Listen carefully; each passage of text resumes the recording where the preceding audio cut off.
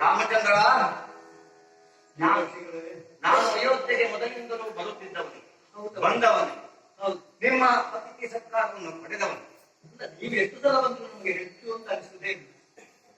ಉಪಚಾರವನ್ನು ಮಾಡುವಾಗ ಎರಡು ಬೇಕೇ ಬೇಕು. ಒಂದು ದಕ್ಷತೆ ಮತ್ತು ಶ್ರದ್ಧೆ. ದಕ್ಷತೆಯಲ್ಲಿ ಏನು ಲೋಪ ಆದಂತೆ ನನಗೆ ಕಾಣಲಿಲ್ಲ, ಆದರೆ ಶ್ರದ್ಧೆಯಲ್ಲಿ ಸ್ವಲ್ಪ ಲೋಪ ಆದಂತೆ ಕಂಡು. ನನ್ನನ್ನ ಉಪಚರಿಸುವ ಸಂದರ್ಭದಲ್ಲಿ ನಾನು ನಿನ್ನನ್ನು ಕಂಡಾಗ ನನಗೆ ಅನಿಸಿ ನಿನ್ನ ಮನಸ್ಸು ಎಲ್ಲೋ ಓಡಾಡ್ತಾ ಇದೆ, ಅನ್ಯ ಮನಸ್ಕನಾಗಿದ್ದೇನೆ. ಆದರೆ ನನ್ನ ಉಪಚಾರವನ್ನು ಮಾಡುತ್ತಾ ಇದ್ದೀನಿ. ನಿನ್ನ ಈ ಸಂದರ್ಭದಲ್ಲಿ ನಾನು ಬಂದದ್ದು ಹೆಚ್ಚಾಯಿತು ಏನೋ ಅಂತ ನನ್ನ ಮನಸ್ಸಿನಲ್ಲಿ ಒಂದು ಕುತೂಹಲ. ನಿನ್ನ ಮುಖವನ್ನು ನೋಡಿದಾಗ ಏನೋ ಒಂದು ದುಃಖದ ಆವರಿಸಿದಂತೆ ಕಾಣ್ತಾ ಇದೆ. ಏನಾಗಿದೆ ಏನು ಅಂತ ಕೇಳ್ತಾ ಇದ್ದೆ. ಸ್ವಾಮಿ, ವಿಚಾರ ಅದು ನಿಮ್ಮನ್ನು ಕಂಡಾವಾಗ ನನಗೂ ಅದೇ ಅನಿಸಿತು. ಯಾಕೆಂದ್ರೆ ನಾರದರು ಬಂದರು ಅಂತ ನಾನು ಹೇಳ್ತೀನಿ ಕೆಲವೊಮ್ಮೆ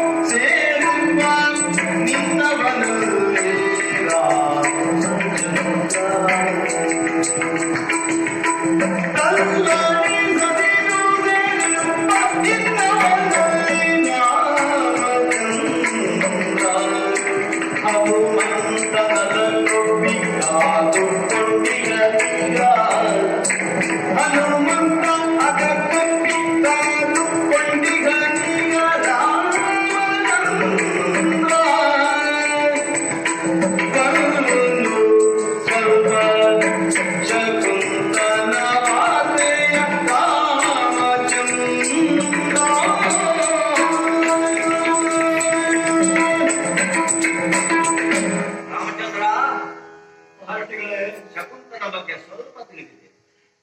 ನಾರದರು ಸ್ವಲ್ಪ ತಿಳಿದಿದ್ದಾರೆ ಅಂತಾದ್ರೆ ನಮಗೆ ಸಾಕಷ್ಟಂತೂ ಇದೆ. ಮೊನ್ನೆ ನಾನು ಕಾಡಿನಲ್ಲಿ ಹೋಗುತ್ತಿರುವಾಗ ಕಾಡಿನಲ್ಲಿ ಒಂದು ರಾಜ ತಿರುಗಾಡುವುದನ್ನ ಕಂಡೆ. ಅವನ ವೇಷಭೂಷಣವನ್ನು ನೋಡಿ ಆತ ರಾಜನೆಂದು ತಿಳಿದು ಆತನನ್ನ ಮಾತನಾಡಿಸಿದ.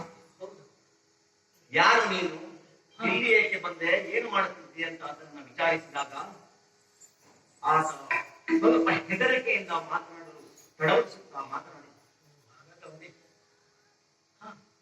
ಯಾರು ನೀನು ಅಂತ ಕೇಳಿ, ನಾನು ಸಿಂಧುಪುರದ ಅರಸ ಜಂತನು ಮಹಾರಾಜ.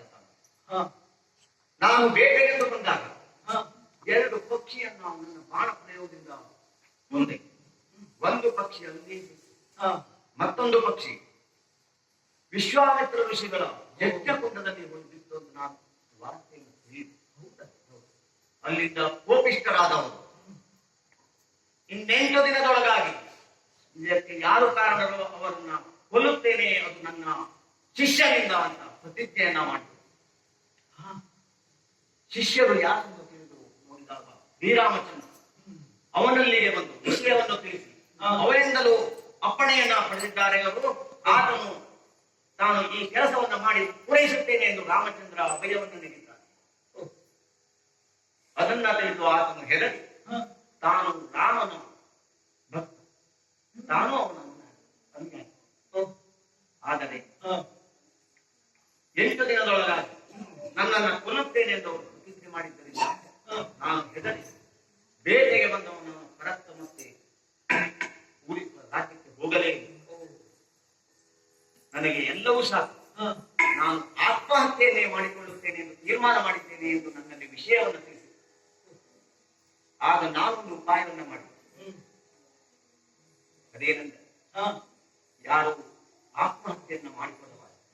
ಅದು ಅಷ್ಟು ಸುಲಭದ ಮಾತು ಅಲ್ಲ, ಅದು ಮತ್ತು ಮಹಾಪಾಪ.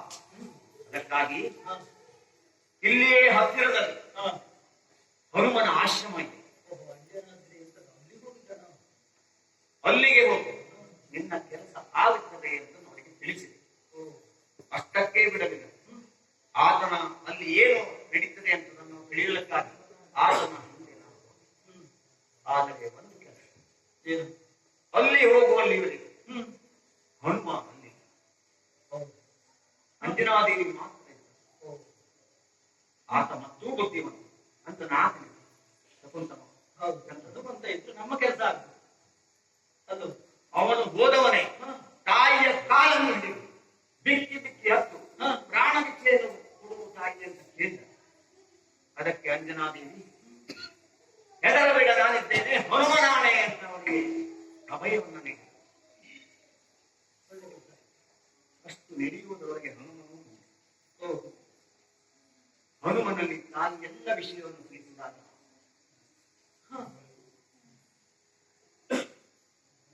ಅಭಯವನ್ನು ನೀಡಿದ್ದು ಸರಿ ಅಂತ ತಿಳಿಸಿ. ಆದರೆ ಅವನಿಗೆ ವಿಷಯ ತಾಯಿಯಿಂದ ಎಲ್ಲ ವಿಷಯವನ್ನ ತಿಳಿದ ಆತ ಬೆಕ್ಕಿ ಬೆಕ್ಕಿ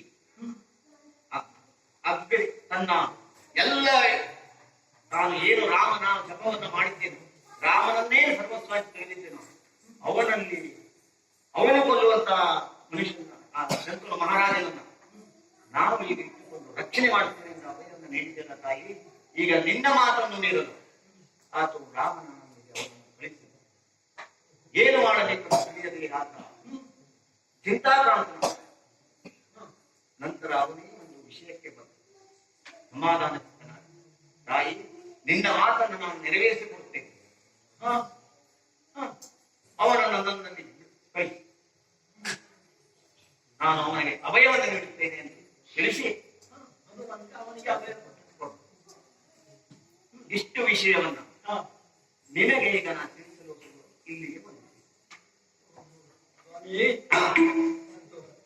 ಮತ್ತೊಮ್ಮೆ ನನಗೆ ನಾನು ನಮಸ್ಕರಿಸಲಿಕ್ಕೆ ಬಹಳ ಸಂತೋಷವಾಯಿತು. ಹಾಗಾದ್ರೆ